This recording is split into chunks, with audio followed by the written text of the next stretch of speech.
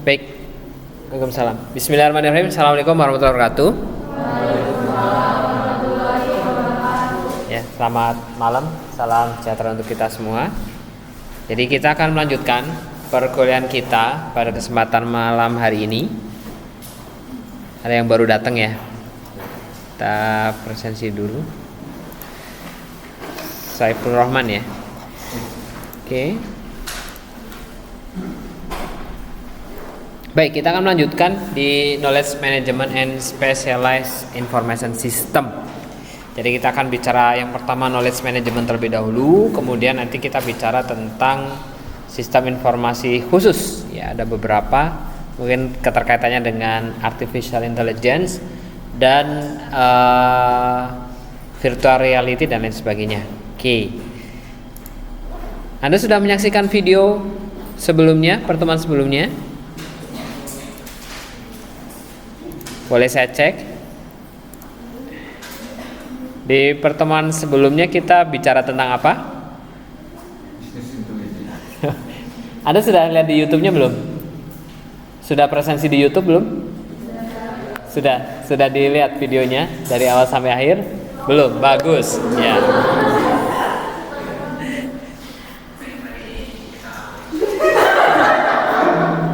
Ya. Ada yang baru buka ya? Ya, nggak apa-apa. Di Business Intelligence and Analytics, ya mungkin untuk awal-awal ini Anda belum begitu memahami ya, tapi suatu ketika nanti di misal di dunia kerja dan lain sebagainya, sebetulnya sudah pernah tahu itu atau bahkan sudah pernah mengoperasikannya ya, tapi tidak tahu kalau itu sebetulnya Business Intelligence dan Analytics sebetulnya. Lebih pada kalau yang di pertemuan sebelumnya kita bicara bagaimana kemudian tools yang bisa dipakai untuk melakukan proses dashboarding, menampilkan sesuatu sehingga kita bisa mengambil keputusan. Intinya adalah itu. Jadi di Business Intelligence itu akan lebih banyak terasa terpakainya untuk top management gitu ya. Jadi ketika gini simpelnya, dengan adanya tool Business Intelligence dari data-data yang dikumpulkan, kita bisa menyimpulkan nanti di akhir kita harus ngapain lah, kurang lebih seperti itu. Kebetulan yang hadir hanya 2 orang ya waktu hari Sabtu. Saya ceritakan seperti ini. Contoh, dari mana Anda bisa tahu bahwa pada setiap bulan-bulan tertentu penjualan itu meningkat? Dari mana taunya? Biasanya dari apa? Dari data kan. Saya kasih simple yang saya udah pernah coba mengamati, Farina Beauty Clinic lah misalkan itu. Farina Beauty Clinic dia akan harus stok jenis skincare tertentu. Ada hafal skincare-nya? Ada ya, tahu ya? Ya. Atau jenis masker tertentu, dari mulai masker yang mulai standar yang paling murah sampai masker paling standar perawatan paling tinggi di sana ada, dan bisa kemudian kita tahu bulan-bulan apa yang akan rame. Kalau Anda kira-kira bulan-bulan apa ramenya biasanya? Atau tanggal-tanggal berapa? Mau lebaran, habis gajian, dan lain sebagainya. Oke, zaman dulu mungkin Anda bisa tahu, atau skala bisnis Anda yang kecil, karena Anda jualan misalkan, oh ternyata baju anak rame pas mau lebaran, dan lain sebagainya. Tapi kan tidak mendetail sampai yang mana, mungkin Anda tahu lah gitu. Tapi kalau misalnya skalanya besar, contoh Farina, dia ingin tahu sampai sedetail mungkin sampai ke orangnya gitu. Si A ini ternyata kalau belanja setiap tanggal 25 nih gitu. Oh, berarti saya harus menyediakan stok pada tanggal 25 lebih banyak daripada sebelumnya. Nah, itu adalah salah satu fungsi dari Business Intelligence and Analytics. Oke. Silakan dilihat videonya, tidak lama videonya, hanya 30 menit saja kalau tidak salah. Nah, sekarang kita akan bicara tentang Knowledge Management and Specialized Information System. Kita akan belajar 4 materi pembelajaran. Yang pertama, apa itu Knowledge Management. Nah, dari Knowledge Management ini nanti akan menjadi sumber sebetulnya ya, menjadi sumber untuk sistem-sistem informasi yang khusus ya, atau specialized. Mulai dari Artificial Intelligence, kemudian Multimedia and Reality, dan beberapa sistem khusus yang lainnya gitu ya. Jadi yang paling utama kita bicara tentang knowledge management terlebih dahulu. Oke. Dengan tujuan akhir Anda mampu menjelaskan apa itu knowledge management dan sistem informasi itu apa saja. Nah, oke, kita bicara knowledge management. Ketika Anda bekerja, ini rata-rata udah bekerja kan? Gitu kan. Anda bekerja. Bagaimana Anda tahu Anda harus mengerjakan apa? Biasanya gimana? Ada apa? Instruksi kerja. Yang lain? Kok bisa tahu tiba-tiba saya harus ngerjain A gitu? Taunya dari mana biasanya? Perintah, oke. Berikutnya apa lagi? Job desk. Kemudian kalau yang ada tingkat operator biasanya pas begitu masuk dikasih apa? SOP itu adalah SOP. Biasanya paling utama dikasih apa? Training, benar nggak? Dikasih training, biasanya yang diberikan apa dalam training? Materi kan? Benar nggak? Kalau mau kerja misalkan Anda di bagian produksi misalkan, Anda untuk mengoperasikan mesin tertentu, Anda harus tahu nih, Anda job desk-nya apa? Dalam job desk itu dideskripsikan lagi, bisnis functionnya Anda apa? Ya, pekerjaannya apa? Jenis kerjanya ngapain aja? Oke? Itu yang disebut sebagai knowledge management, salah satunya itu dikumpulkan. Oke. Lalu pada prakteknya, kemudian di mesin Anda boleh nggak improvisasi? Atau Anda tahu nih misal gini, mesin ini tuh kalau misalkan input data dengan tipe A, dia akan beberapa kali ada kendala nih misalnya gitu. Kemudian ada cara-cara tertentu lah yang Anda tahu sendiri gitu, yang Anda sendiri yang tahu gitu. Oh ini dikasih sedikit lah, yang mana itu Anda konfirmasikan sebetulnya yang terpenting adalah hasil produksi hasil air tetap sesuai. Jadi yang mengetahui hanya Anda saja kan. Selama ini Anda saja yang mengetahui. Ganti orang belum tentu orangnya tahu, gitu kan. Nah itu yang disebut sebagai ada eksplisit, ada tacit gitu. Oke. Kita langsung masuk ke materinya. Apa itu knowledge management? Jadi knowledge management itu adalah serangkaian praktek yang berkaitan dengan untuk meningkatkan kesadaran, kemudian bagaimana agar mendorong orang untuk belajar, mempercepat kolaborasi, inovasi, juga ada pertukaran wawasan. Ini ada di knowledge management. Nah, knowledge itu dibagi jadi dua. Yang pertama adalah eksplisit, yang kedua adalah tacit gitu. Kalau tacit itu istilahnya tak terucapkan tapi Anda lakukan lah gitu. Tidak tertulis tapi Anda lakukan. Oke. Contoh gini, naik motor gitu ya. Anda sudah tahu eksplisit knowledge-nya naik motor enggak? Sudah tahu enggak? Paling utama ngapain aja berarti pertama kali? Starter motor kan? Di starter motornya, kemudian Anda kendarai dengan baik dan benar. Udah. Di manual ada? Ada. Di manual itu yang disebut sebagai explicit knowledge. Anda suka baca manual naik motor nggak? Nggak, saya yakin nggak gitu. Tapi ada safety riding dan lain sebagainya, ada explicit knowledge-nya? Ada. Gimana Anda kalau misalkan ada tuntunannya lah, kurang lebih seperti itu.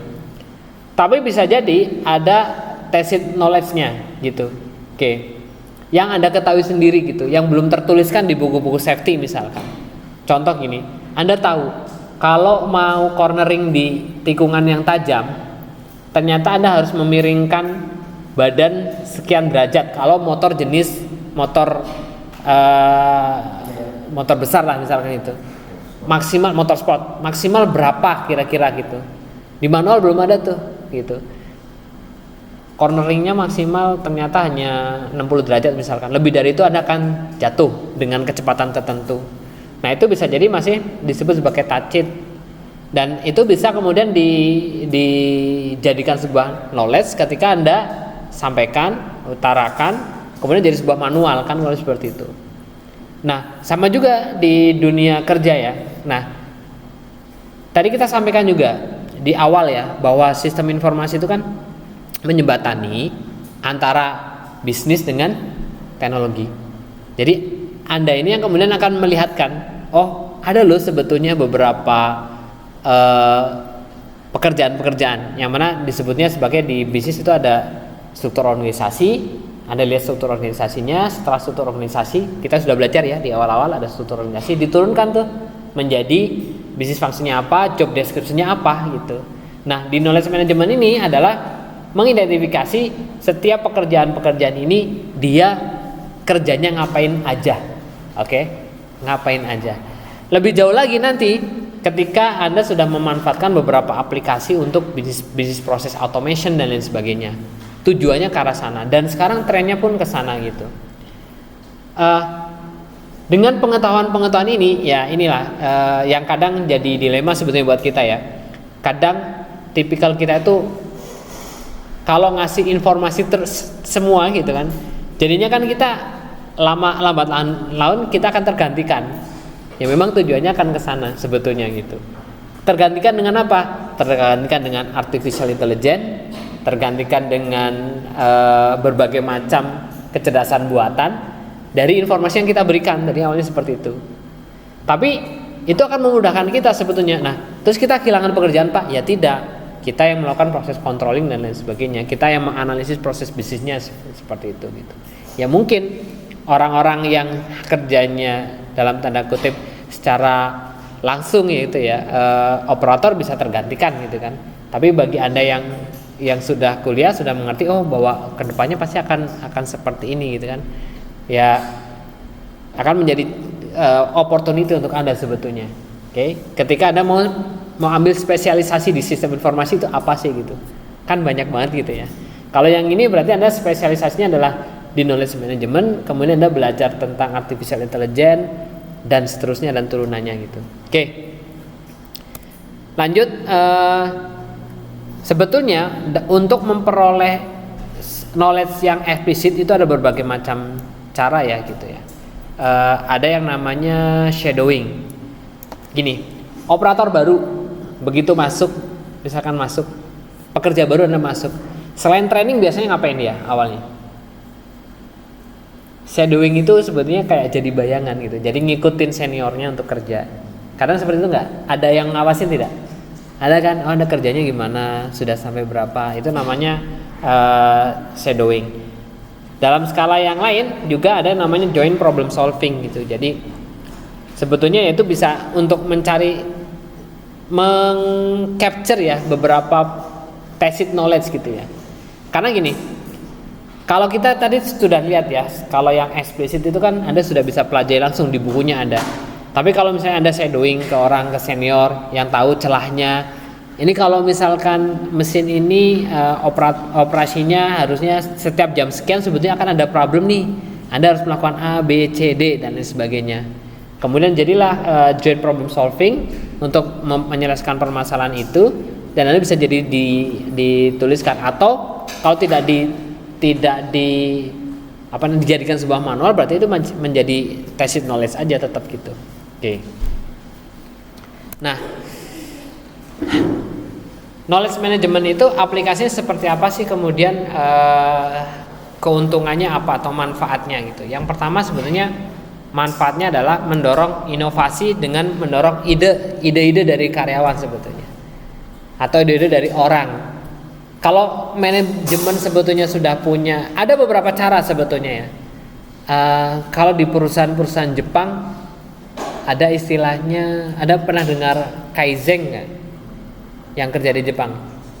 Kaizen itu perbaikan kecil-kecil tapi terus menerus gitu. Ya, small improvement lah, kurang lebih seperti itu.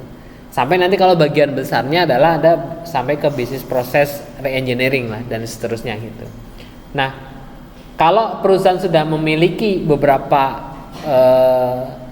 saluran ya atau channel untuk Anda memasukkan ide-ide dan lain sebagainya, itu cukup baik untuk orang-orang menyampaikan. Apalagi kalau misalkan diberikan reward gitu. Jadi ada beberapa perusahaan juga ketika Anda menyampaikan ide baru, dan ide baru itu kemudian diklasifikasikan kategorinya dan jenis hadiahnya berbeda, biasanya itu akan menjadi penyemangat kan untuk orang ngasih informasi. Oh, ini mesin tadi setiap jam sekian ternyata sering ada masalah nih, ditulis ada salurannya, jadi knowledge kan kemudian gitu. Kemudian berikutnya adalah memanfaatkan keahlian orang di seluruh organisasi kalau sudah ada knowledge management yang baik. Jadi setiap orang kan akan merasa dihargai dengan ide barunya, gitu kan tadi kan. Ada rewardnya dan sebagainya, sehingga setiap orang, setiap lini itu kemudian juga berusaha untuk mewujudkannya. Oke. Berikutnya yang lain adalah bisa menangkap keahlian dari setiap individu-individu yang menjadi kunci dalam sebuah bisnis function lah, kurang lebih seperti itu. Jadi sebelum yang bersangkutan pensiun kan, gitu. Makanya harus diperolehkan informasinya, pengetahuannya gitu. Nah, ini sebetulnya ada beberapa orang ya, ada beberapa cara gitulah kurang lebih yang bisa disampaikan. Ini salah satu contohnya di Amerika, di New Hampshire itu ada bagaimana kemudian orang mau mentransfer ilmunya gitu ya. Selain tadi kan memberikan reward dan sebagainya, kalau di sana nih ada yang pertama ditanyakan, kalau Anda meninggalkan posisi Anda hari ini, apa yang tidak akan dilakukan karena tidak ada orang lain yang tahu, terus bagaimana melakukannya gitu. Dia mau pensiun nih, mau pensiun. Kalau misalkan Anda nggak ngebagi informasi Anda, nanti yang melanjutkan siapa? Kalau seperti itu, dibangun kesadarannya seperti itu. Lalu ditanyakan lagi, seberapa penting sih pekerjaan Anda? Terus dampaknya apa kalau nggak selesai? Iya kan? Jadi continuity bisnis nggak berjalan gitu. Lalu jika pekerjaan penting, sumber daya apa yang ada untuk membantu orang lain untuk mempelajari tugas ini gitu, tugas yang sudah diberikan. Dan yang terakhir adalah kalau pekerjaan Anda memang penting, bagaimana perencanaannya untuk dapat mengatasi kalau ada misalkan Anda pensiun, terus pengetahuan Anda harusnya dibagi ke orang itu. Nah, pernah terbesit nggak Anda kepikiran seperti semacam itu gitu? Agak sedikit naif sih ya sebenarnya kalau di kita gini, ngapain Pak saya ngasih tahu pekerjaan saya, nanti akhirnya saya digantikan dong gitu. Nah, sebetulnya memang yang ideal ini adalah di awal itu ada engagement dengan karyawan sebetulnya gitu. Saya juga tidak sepenuhnya, kadang saya juga mengerti gitu ya, tidak sepenuhnya apa yang perusahaan inginkan karyawan menyetujuinya kalau tidak engage atau tidak merasa memiliki perusahaannya gitu. Apalagi kan ngerasa gini, saya mau udah gaji kecil, udah mau pensiun, udah banyak pikiran, ngapain saya harus ngasih informasi ini kepada Anda gitu ya. Tapi itu mungkin kalau kita sebagai jurusan sistem informasi tidak secara langsung gitu ya, ada bagian lain seperti HR atau human resource ya, gimana untuk memberikan pendekatan dengan si karyawan agar mau memberikan informasinya gitu. Kalau di sepengalaman saya di perusahaan saya juga bekerja di salah satu perusahaan juga, yang dilakukan oleh HR mentraining karyawan dengan itu tadi ya, explicit knowledge gitu ya, mentraining supaya pintar, kemudian dikasih reward juga ketika ada pendapat baru, yaitu yang dari tacit knowledge tadi itu kan ya, dikasih hadiah dan sebagainya. Dan kemudian ketika ada engagement dengan karyawan, memberikan sarana, prasarana dan lain sebagainya, sehingga karyawan akan lebih nyaman ketika memberikan ide-idenya atau gagasannya gitu. Oke. Lalu ya itu tadi, ini ada beberapa best practice-nya bagaimana agar knowledge management project itu bisa terimplementasi dengan baik. Jadi yang pertama ya, pastikan antara knowledge management yang dilakukan itu di organisasi itu sejalan dengan goal and objective atau visi misi perusahaan lah, kurang lebih seperti itu. Lalu tidak harus selalu dengan knowledge managementnya udah yang besar gitu, tapi bisa dimulai dari yang kecil. Lalu kita harus mengidentifikasi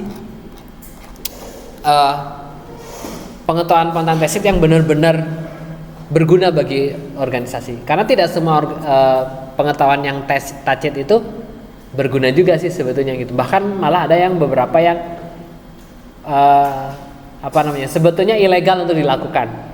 Pernah ngalamin nggak? Ada yang misalkan gini, karena produksi dikejar cepat, maka safety-nya sensor safety-nya di skip gitu loh. Ya kan? Yang penting saya hati-hati, sensornya skip, pencapaian saya bagus gitu. Itu kan test juga sebetulnya. Pengetahuan juga ya, tapi kan nggak boleh sebetulnya. Jadi harus dieliminasi juga supaya nanti knowledge manajemennya benar-benar baik.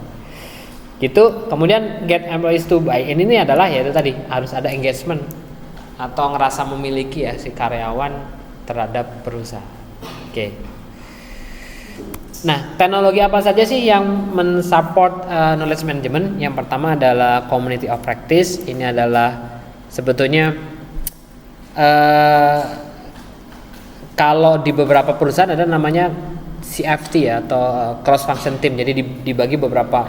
Misalnya dia mau mengerjakan sesuatu tapi anggotanya tidak hanya departemen tertentu. Contohnya misalnya produksi harus ikut serta, kemudian bagian engineering ikut serta, IT ikut serta. Yaitu perlu dibuat community of practice atau COP ya. Lalu ada organizational network analysis. Ini adalah teknik yang untuk mendokumentasikan dan mengukur informasi-informasi saja antar individu, kelompok, kerja, organisasi, komputer, situs web, dan sumber informasi yang lainnya. Jadi sebetulnya gini, dalam setiap tim itu kan berkomunikasi ya. Ada beberapa tools yang memungkinkan untuk menganalisis itu. Lalu juga ada namanya metadata. Ini data yang mendeskripsikan data lainnya. Oke. Lalu ada Web 2.0 dan Business Rule Management System. Nah, ini yang saya ingin ceritakan kepada Anda. Sebetulnya ada juga beberapa aplikasi-aplikasi yang memanage sebuah rule bisnis ya gitu. Yang dikenal di kita dengan sebutan business process management sebetulnya. Business process management itu saya kurang tahu. Coba Anda lihat lagi ya, apakah ada mata kuliah spesifik tentang BPM? Kalau nggak salah ada deh untuk jurusan SI kita. Nanti di sana Anda akan belajar bagaimana memanage sebuah bisnis proses gitu. Nah, kalau di knowledge management ini dengan adanya business process management ini, dia akan melihat bisnis proses apa saja, detail dari awal sampai akhir, membuat notasinya gitu ya. Ada kenal ini nggak? Flowchart nggak? Tahu kan ya? Untuk membuat proses kan ya. Jadi gini, kalau kita bicara bisnis proses manajemen, contoh di Rosma, bisnis prosesnya apa saja? Ada bisnis proses pendaftaran, ada bisnis proses pengajaran, ada bisnis proses penilaian misalkan gitu. Di dalam penilaian apa? Kalau di Rosma, berarti menginput kehadiran, input kehadiran dosen, input absensi, input nilai UAS, input nilai UTS dan lain sebagainya. Itu disebut sebagai sebuah bisnis proses manajemen, dan di modeling dan di notation lagi. Jadi orang akan melihat kalau misalkan secara manual berarti dicetak gitu ya. Tapi ada beberapa juga aplikasi yang mengautomasi itu, membuat semuanya jadi otomatis. Namanya ada yang open source ada Process Maker, saya sudah pernah cek ya Process Maker. Jadi kalau ada aplikasi, contohnya misalkan Anda input nilai gitu ya, si Process Maker ini dia akan mengintegrasikan beberapa aplikasi untuk kemudian report akhirnya bisa diberikan gitu. Nah, kalau mau Anda fokus terhadap itu, Anda silakan bisa pelajari terkait dengan business process management. Oke. Lalu teknologi lainnya ada enterprise search dan enterprise search software. Artinya sebetulnya Anda bisa buat sebuah intranet di sebuah perusahaan. Yang penting adalah bagaimana karyawan itu mudah mengakses knowledge management yang ada di sebuah perusahaan. Atau kalau di Rosma sudah ada belum ya? Baru knowledge-nya baru sebatas di website ada nggak ya? Ada pernah lihat nggak? Mungkin yang saya baru tahu kalau ada manual itu baru di sisi kalau misalkan Anda skripsi, kemudian PKL gitu ya. Anda pernah tahu nggak kalau misalkan bagaimana prosedur untuk mendaftar atau melakukan pembayaran? Ada manualnya, Anda pernah lihat belum? Di Rosma? Belum ya? Oke. Ada kan ya? Harusnya ada di website ya, kalau nggak salah. Cara pembayaran dan sebagainya. Oke. Knowledge management selesai.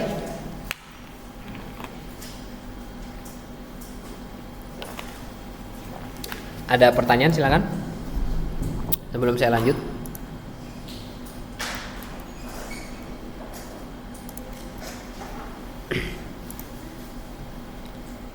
Baik, kalau tidak ada pertanyaan kita lanjutkan.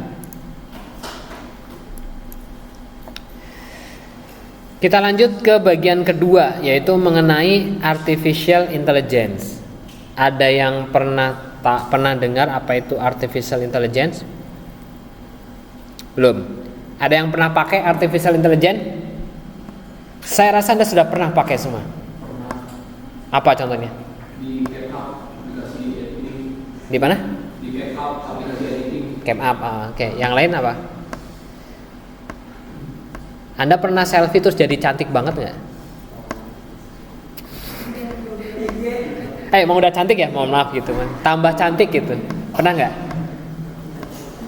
Pernah nggak? Atau Anda selfie, foto gitu, terus dikirim ke orang, terus orangnya langsung takjub. Ini kamu gitu. Atau pernah janjian sama orang, ngelihatnya berdasarkan foto, pas ketemu, terus Anda banyak beristighfar gitu.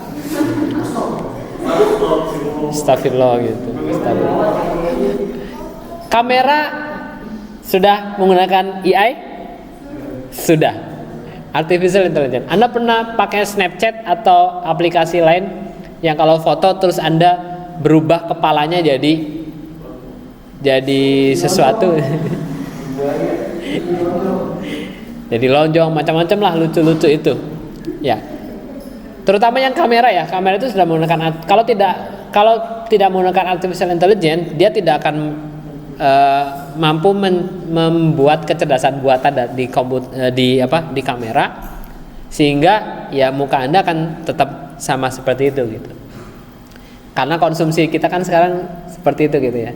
Ada kan misalnya ada foto, ada AI kamera gitu, diaktifasi terus jadi tambah cantik banget gitu kan. Tambah cakep banget gitu. Ya, ada yang pernah pakai? Ya, berarti kalau saya tanya, ada yang udah pernah pakai AI belum? Udah pakai kamera itu. Yakin belum pernah foto pakai kamera AI? Enggak lah, pasti sudah. Minimal nyoba-nyoba doang. Iya ya, cakep ya saya gitu. Oke. Jadi prinsipnya itu adalah kemampuan untuk meniru atau menduplikasi fungsi otak manusia lah, kurang lebih seperti itu. Artificial intelligence. Cabangnya banyak, nanti saya ceritakan gitu. Tapi kalau kita lihat dalam perspektif ya, jadi kalau sistem kecerdasan buatan itu bisa orang, bisa prosedur-prosedur atau aturan, perangkat keras, perangkat lunak, data, untuk mengembangkan sistem komputer dan mesin, ya, yang dapat mensimulasikan proses kecerdasan manusia. Ya. Jadi dia akan memperoleh informasi, kemudian menalarkan, kemudian juga bisa melakukan koreksi, gitu kan. Contoh misalnya gini, Anda pernah ngeliat kan kalau kamera AI itu kan bisa memancungkan hidung Anda kan, dipencet hidungnya gitu, nambahin, tambah, yang tadinya hidungnya besar kayak saya ini, tek, nah misalnya, dia akan mengidentifikasi kecerdasan bahwa oh iya secara visual orang bisa dibuat seperti itu. Oke. Lalu ada namanya nature intelligence. Jadi ada intelligent behavior sama perspective system. Jadi kalau intelligent behavior atau perilaku cerdas adalah kemampuan untuk belajar dari pengalaman ini dapatnya dari mana tadi? Disimpan dalam knowledge sebetulnya. Ada database-nya kurang lebih seperti itu. Yaitu kan gini. Anda ada pilihan kan, kayak jenis bibir gitu kan, Anda rubah. Kan ada standar-standar kecantikan kan berarti kan. Oh, standar kecantikan itu adalah apa namanya? Mata kanan dan mata kiri simetris gitu kan ya. Muka simetris gitu kan. Bibirnya gitu. Terus giginya rata gitu kan, ada standarnya kan. Jadi begitu pakai AI kamera, kita akan disesuaikan dengan standar kecantikan tertentu gitu, ada standar ketampanan tertentu gitu kan. Simpelnya seperti itu. Oke. Lalu ada yang namanya brain computer interface. Jadi bagaimana kemudian si otak manusia itu dengan komputer itu bisa sejalan atau synchronize. Oke. Nah, kita lihat ya di sini ya, ada beberapa jenis untuk artificial intelligence sebetulnya. Kalau Anda lihat, mulai dari expert system, robotic, vision system, learning system, sama neural network. Itu adalah artificial intelligence. Expert system itu namanya sistem pakar ya. Sistem pakar itu adalah bagaimana supaya Anda sebetulnya yang orang nggak pakar-pakar banget gitu ya, kemudian bisa memanfaatkan sistem, tetapi bisa membantu Anda sebagai berpikir sebagai seorang yang expert gitu. Lalu ada robotik yang bisa dipakai untuk industri, jadi meniru otot-otot manusia gitu kan. Lalu ada vision system, digunakannya tadi tuh salah satunya ya untuk kamera, terus Anda jadi cantik dan sebagainya. Ada juga artificial intelligence yang dia mendeteksi, yang di G20 di Bali itu dia ada menggunakan CCTV vision system, dia bisa mendeteksi muka gitu. Di lain cerita lagi adalah bisa mendeteksi Anda itu sedang stres atau enggak dari tangkapan layar. Tentunya itu dengan artificial intelligence. Lalu ada natural language processing, itu adalah contohnya misalkan Anda sudah pernah pakai AI-nya Google belum? Dia akan mendeteksi suara, saudaraku. Pernah kan udah pakai halo Google gitu kan. Nah, itu adalah memproses suara Anda untuk menjadi data. Itu coba database-nya harus dari seberapa gede gitu kan untuk menjadi. Zaman dulu Anda nggak kepikiran kan gitu. Atau mendeteksi sekarang dengan voice Anda bisa menggerakkan sesuatu, misalkan contoh misalkan saya nggak tahu kalau Bardi gimana caranya. Bardi bersihkan ruangan, jadi mesin sapu otomatisnya dia akan jalan dan sebagainya. Lalu ada learning system. Learning system, Anda pernah main catur lawan komputer? Pernah ya. Pinteran mana? Tergantung level ya. Tergantung level. Lalu ada neural network, itu meniru neural network itu adalah meniru apa ya? Jaringan saraf manusia lah, kurang lebih seperti itu. Oke, kita bedah satu persatu. Yang pertama adalah expert system ya. Jadi expert system itu di komponennya itu ada tentunya adalah knowledge base, kemudian ada interface-nya, ada user interface-nya dengan user, sehingga si user itu dia bisa menjalankan sebagaimana dia sebagai expert. Karena expert ini yang dia kemudian membuat knowledge base-nya, ada interfacing-nya sehingga user bisa melakukannya. Apa perbedaannya expert system dengan sistem yang biasa? Yang paling utama gini, sistem biasa sudah pasti. Contohnya gini, kita masukkan 1 tambah 1 hasilnya 2 dan lain sebagainya. Tapi kalau expert system bisa jadi benar, bisa jadi salah hasilnya, karena tergantung kebutuhannya gitu ya. Jadi ada beberapa contoh sih ya, kalau misalkan kita bicara dengan expert system. Jadi gini, ada beberapa aplikasi untuk kesehatan misalkan atau pertanian. Beberapa aplikasi ini ketika kita masukkan data-datanya ya, jadi kita seolah bisa menghitung tingkat keasaman tanah dan lain sebagainya, kita masukkan gitu ya. Tapi hasil akhirnya bisa jadi benar, bisa jadi salah ketika diimplementasikan. Itu yang membedakan. Tapi akan memudahkan seorang yang biasa-biasa saja atau user awam menjalankan sesuatu untuk perhitungan orang-orang expert. Makanya tadi kita bicara tentang knowledge management di awal. Salah satunya adalah bagaimana knowledge base ini bisa diakses oleh user biasa. Oke.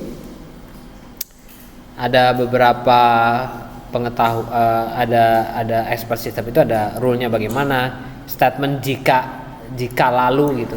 Jika ini maka akan ini, jika ini lalu seperti ini. Lalu ada inference engine-nya, explanation facility. Lalu ada tadi ya, ada bagaimana mengambil sebuah knowledge ya. Lalu ada domain expert, artinya orang-orang yang ahli yang membuat sistem tersebut atau yang diambil pengetahuannya. Lalu ada knowledge engineer yang orang-orang yang melakukan proses tadi ya, dari yang para expert itu dimasukkan ke dalam sebuah knowledge management. Lalu ada knowledge user adalah orang yang menerima manfaat dari expert system. Oke. Itu adalah salah satu dari artificial intelligence. Lalu berikutnya ada robotik. Kalau robotik ini ya meniru ya, sebetulnya meniru gerakan manusia sehingga untuk pekerjaan-pekerjaan tertentu yang bisa jadi lebih teliti atau bisa jadi orang itu nggak bisa mengerjakan karena berbahaya. Contoh misalkan apa ya? Anda pernah ngecat kendaraan mobil itu kan sebenarnya bahaya buat paru-paru gitu ya. Tapi ada robot yang bisa melakukan itu sehingga orang nggak harus berbahaya gitu. Robotik. Lalu ada vision system, tadi sudah ceritakan sedikit oleh saya. Lalu ada natural language processing. Produk akhirnya adalah voice recognition ya, yang Anda sudah pakai. Lalu ada learning system, tadi saya sudah ceritakan kalau misalkan Anda main game dan lain sebagainya, Anda sudah lihat orang mempelajari dengan sendirinya sebetulnya si aplikasi. Neural network ini adalah untuk dimanfaatkan sistem komputer yang dapat mengenali kemudian bertindak berdasarkan pola atau tren yang terdeteksi dalam kumpulan data yang sifatnya besar. Neural itu apa ya? Saraf ya. Jadi seolah seperti jaringan saraf. Oke. Yang lain yang dimanfaatkan di artificial intelligence itu ada algoritma genetics dan juga ada intelligent agent. Oke. Itu terkait dengan artificial intelligence. Oke. Kemudian kita akan bicara tentang sistem informasi khusus yang lain yaitu multimedia dan virtual reality. Oke, ada yang tahu virtual reality? Sudah pernah pakai virtual reality belum? Belum. Pernah ke master game nggak? Atau jadi gini yang pakai kacamata ya, saya kurang mau kacamata terus Anda seolah-olah ada di dalamnya. Itu namanya adalah virtual reality. Sudah pernah pakai? VR ya. Sudah ya, ada yang sudah pakai. Apa bedanya dengan augmented reality? AR. IR atau IR AR augmented reality dengan virtual reality, ada yang tahu nggak? Bedanya gini, kalau virtual reality benar-benar kita ada di kondisi yang virtual. Oke. Satu lagi yang teknologinya adalah augmented reality. Jadi dunia nyata tapi kita padukan dengan dunia virtual. Pokemon Go pernah main? Nah ya, Anda ngelihatnya gimana Pokemon Go? Berarti kan ditangkap layarnya nanti ada keluar Pokemonnya. Kira-kira apa manfaatnya untuk dunia pembelajaran kalau yang augmented reality sama virtual reality? Kalau virtual reality contohnya gini, Anda pakai terus Anda belajar tentang tata surya dan lain sebagainya. Kalau yang augmented reality kita nggak bicara pendidikan aja ya, contohnya di sebuah perusahaan. Anda arahkan kamera Anda ke sebuah mesin. Terus di mesin tersebut nanti akan nunjukin ini tombol untuk apa, ini tombol untuk apa. Pernah lihat kayak gitu? Suatu ketika lebih canggih lagi, bukan pakai handphone lagi tapi pakai kacamata gitu. Anda melihat ke dunia nyata, Anda dilihat.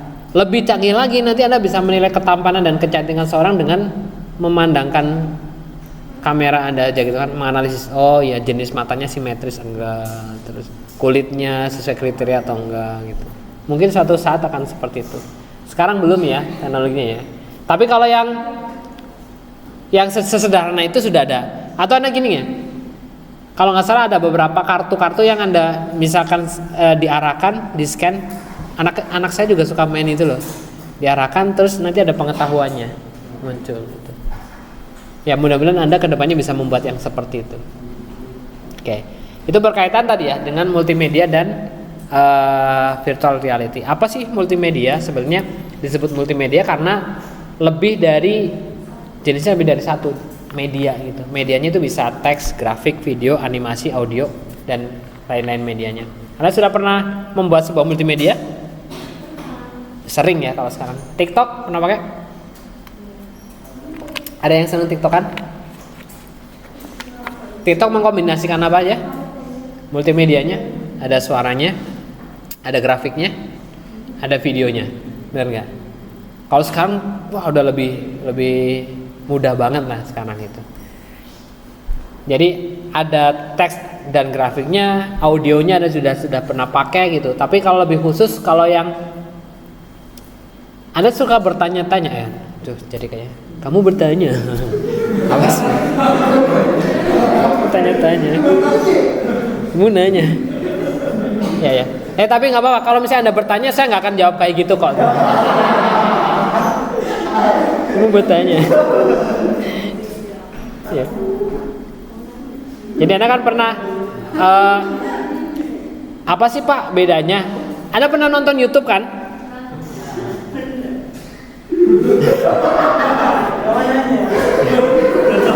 Nggak sopan, nggak sopan ada ya. Ya di YouTube itu kan ada yang seneng, ada yang orang, aduh YouTube kok apa kayak gini banget gitu, channelnya Anda skip kan biasanya kan. Tapi ada beberapa yang channel-channel yang niat. Karena source-nya juga berbeda, multimedianya juga kan berbeda gitu kan. Yang niat itu berarti dari mulai teksnya, dari mulai videonya, soundnya, kemudian kameranya kan celing ya gitu ya, dan lain sebagainya. Suaranya juga enak didengar, ya kan. Mahal pasti kan, karena harus processing dan lain sebagainya. Tapi ya bagaimana kemudian bisa ada mensiasati gitu kan. Ya selevel yang kamu bertanya itu kan cuma pakai handphone kelas biasa kan, tapi suaranya bisa terdengar dan lain sebagainya. Itu tergantung idealisme Anda nanti selanjutnya gitu. Gimana kemudian si multimedia ini bisa Anda mendukung pekerjaan atau mendukung hobi Anda lah, kurang lebih seperti itu. Dan sekarang sudah sangat banyak editingnya kan sebetulnya. Kalau dulu mau editing video tuh lama banget. Edit sebuah multimedia lama banget. Kalau sekarang Anda lewat handphone saja udah langsung disediakan dengan mudahnya oleh platform-platform kayak TikTok, kemudian Instagram itu apa ya sebutannya tuh? Reels ya, Instagram Reels. Facebook belum ada ya? Sudah ada ya? Oh, saya belum tahu malah Facebook. Facebook apa namanya? Nggak ada ya? Kalau di YouTube juga ada YouTube Short ya kalau nggak salah namanya. Kebanyakan juga ya dari TikTok pindahin ke YouTube gitu, karena memang sudah buat interfacingnya gitu. Sekarang mudah sekali. Jadi ada beberapa audio editing software dan juga video editing software gitu ya. Dan paling utama juga kita kenal dengan konversi filenya sama kompresi sebetulnya. Apalagi kalau misalkan ada, itu tadi, kalau Anda mengupload di YouTube video aslinya aja sudah resolusi dari kamera yang biasa-biasa saja, maka begitu ditonton di TV nggak akan enak melihatnya. Ditontonnya di TV lah sistemnya. Kalau ditonton di HP mungkin masih enak gitu ya. Tapi begitu tampil di TV di layar yang lebih besar akan pecah gambarnya. Apalagi kalau yang big screen. Makanya orang buat materi iklan itu bisa kayak beberapa rekan saya itu ukuran satu filenya itu bisa nyampe 200 atau 300 giga. Serius, benar. Kenapa? Karena memang niatnya untuk dicetak untuk baliho gitu. Jadi gini, semakin Anda banyak mengambil sampel warna dan sebagainya, pixelnya, maka akan semakin besar ukurannya gitu ya. Contoh lagi nih, Anda foto, terus ukuran foto Anda yang paling kecil dalam bahasa mudanya megapikselnya gitu ya. Terus Anda cetak, kalau dilihat HP mungkin masih enak gitu kan, tapi begitu dicetak pecah kan gitu. Oh, perasaan cakep saya tadi foto pakainya. Pas dicetak ukuran poster kok jadi gini gitu. Makanya orang udah nggak mulai suka dicetak gitu kan. Tapi kalau misalnya untuk ukuran reklame dan sebagainya, materi promosi, maka ukuran itu akan besar gitu. Awalnya saya juga heran, ngapain sih buat file-file yang sebesar itu gitu. Ternyata memang itu kebutuhannya apa sebetulnya, media cetaknya itu apa. Oke, lanjut. Virtual reality. Nah, virtual reality itu tadi sudah saya singgung sedikit gitu ya. Biasanya Anda bisa pakai kacamatanya yang paling merek yang paling terkenal itu ada Oculus, Samsung juga punya Samsung Gear ya, dan lain-lain ya. Sony punya, Microsoft sudah punya ya sekarang. Atau PlayStation, ada yang sudah pernah main PlayStation yang pakai VR belum? Belum pernah. Sekarang lagi ada yang drone itu sudah pakai teknologi itu gitu. Jadi Anda pakai kaca, pakai pengendalinya. Jadi Anda seolah-olah kayak terbang gitu jatuhnya. Ya, pernah, saya juga pernah lihat aja gitu. Kalau mainannya belum pernah gitu. Oke, tapi kalau yang VR yang langsung saya sudah pernah, karena saya jadi gini, ada salah satu vendor teknologi untuk ruangan server gitu. Ruangan server kan daripada kita hadir di ruangan server itu, ya udah saya pakai itu nanti menjelajah tuh di ruang server, terus dibuka dan sebagainya. Kalau lihat deh di pameran-pameran gitu. Dulu sebelum Covid gitu banyak banget yang udah pakai VR, tapi habis itu Covid gitu. Jadi orang kan harus pakai protokol kesehatan lagi. Oke. Itu virtual reality aplikasinya tadi bisa ke kesehatan, edukasi, training, bisnis dan lain sebagainya. Oke, terakhir ini terkait dengan sistem-sistem khusus yang lain. Yang pertama ada yang namanya assistive technology system. Jadi assistive technology system ini untuk membantu lah, sistem teknologi untuk bantu. Jadi alat bantu yang adaptif, rehabilitatif untuk membantu penyandang disabilitas. Kalau Anda pernah lihat ini orang ini? Orang ini namanya Stephen Hawking, ya Stephen Hawking. Dia adalah orang yang berkebutuhan khusus, tapi memang cerdasnya luar biasa. Tidak percaya Tuhan. Penemu teori lubang hitam. Kalau nggak salah itu. Ya. Sekarang sudah cukup dibantu ya, mulai dari gerakan mesinnya, kemudian ada malah sekarang kalau Anda lihat yang dipakai di matanya itu, saya kurang tahu juga sih, benar nggak dugaan saya. Jadi menggeser mouse itu sekarang bisa diidentifikasi dengan menggerakkan bola mata gitu. Jadi ke kiri, ke kanan itu. Makanya namanya itu assistive touch, gitu. Assistive teknologi ya. Yang mulai ada pertama kali, Anda mungkin yang penyuka produk Apple gitu ya. Kalau zaman dulu kan ada tombol gitu ya. Tombolnya takut rusak, Anda pakai assistive. Jadi ada tombol tambahan yang di layar gitu. Itu namanya assistive gitu ya. Atau misalkan ya banyak lah sebetulnya yang sudah dipakai. Oke, lanjut. Lalu ada game teori. Ini berkaitan dengan teori matematika untuk mengembangkan strategi. Jadi beberapa game ini dibangun ya dengan teori matematika gitu ya. Jadi jangan sepelekan matematika sebetulnya. Karena perhitungan dan sebagainya mulai dari sana. Lalu ada informatik ya, atau informatika sebetulnya adalah sistem informasi khusus ya, karena dia menggabungkan antara informasi, teknologi dan people. Jadi kalau misalkan dibilang teknik informatika, sebetulnya adalah domainnya ada di titik tengah ini. Oke, itu yang bisa saya sampaikan pada kesempatan malam hari ini. Di pekan depan kita akan bicara tentang sistem development. Apa itu sistem development?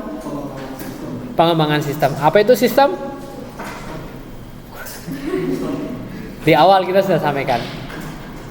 Komponen yang terdiri dari berbagai macam komponen yang terhubung satu sama lain untuk apa? Menyelesaikan sebuah permasalahan adalah sistem. Oke. Nanti sistem development adalah pengembangan sebuah sistem. Spesifiknya adalah sistem yang terkomputerisasi. Baik, saya akhiri pertemuan kita pada kesempatan malam hari ini. Mohon maaf apabila ada salah kata dan sebagainya. Billahi taufik wal hidayah. Assalamualaikum warahmatullahi wabarakatuh.